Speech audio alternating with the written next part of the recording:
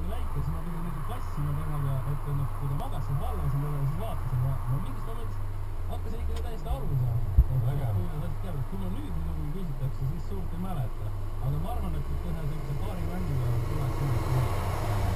Teate, ma teile ütlen, see on väga hull mees. See, kui sa midagi vaatad ja siis üritad seda reeglit selgeks teha, see on üks asi, aga teine asi on see, kui sa mingi spordiajakirjanikuna, kui sa nii-öelda tanki pannud, spordireportaaž tegema alast, mille reeglitest aru ei saa, see on palju hullem ja mul on niimoodi juhtunud päris palju omal ajal.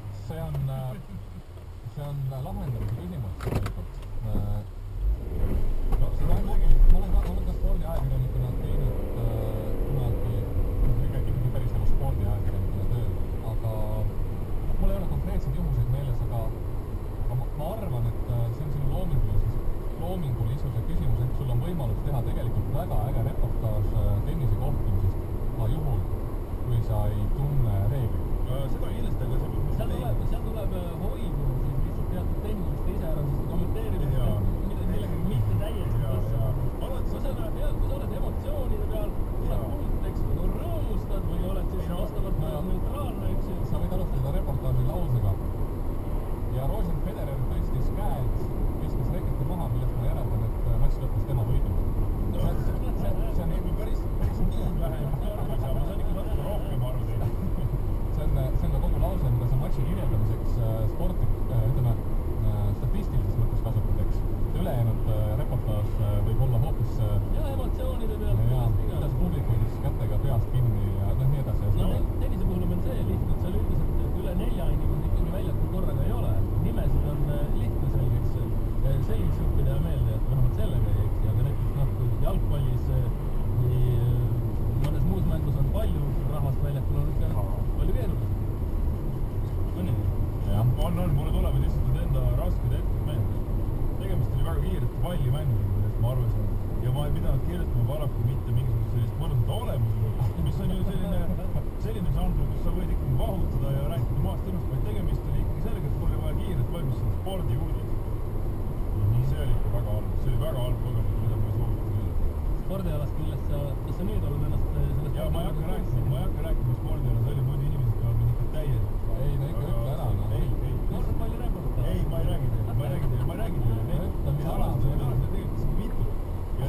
Ja pärast, kui ma läksin kommentaari küsima asjadest, ega ma midagi muud kui see, et kuidas oli või mis sa arvad. Ma tean, see on võrkpall, mis on võrratud. Ma ei räägi.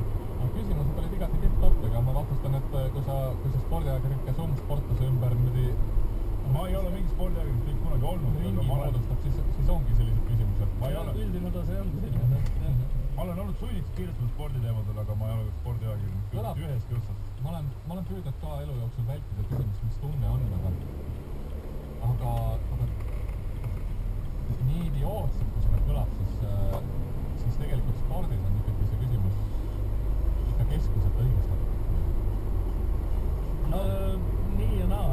Sa võid seda sõnastada ümber, seda küsimust, aga mõtle, milliste emotsioonidega üle finišijoone liuglesid. Omal ajal mindi siis krampides lume peal oleva Kristina Šmigunini, kellel niisugune väike tatiriba oli lõua peal, 50 kilomeetrit seljanal ja küsiti, et noh, Kristina, mis tunne on? Siis see ei ole ju väga kohane küsimus. Ma ei väitnud, et see on alati, aga spordis võib-olla on see küsimus õigustatum kui mõnes muus valdkonnas on see, mis ma tahtsin öelda. No tõsi.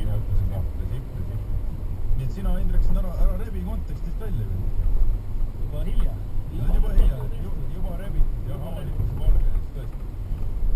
Aga sul endal sportlikud saavutused viimasel ajal siis on nüüd olnud millised? Käid siin muudkui meil hommikuti, inimesed sind ei näe, aga sa muutud järjest kõhnemaks ja kõhnemaks.